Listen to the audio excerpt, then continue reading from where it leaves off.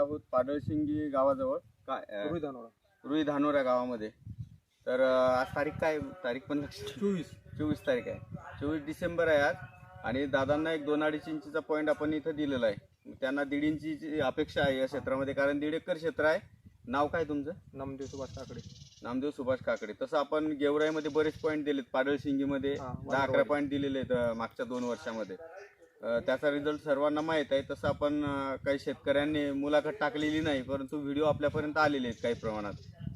तसं दादांचा नंबर सांगा, म्हणजे काय रिझल्ट येईल आपल्याला व्हिडिओमध्ये. चालतंय 89 99 200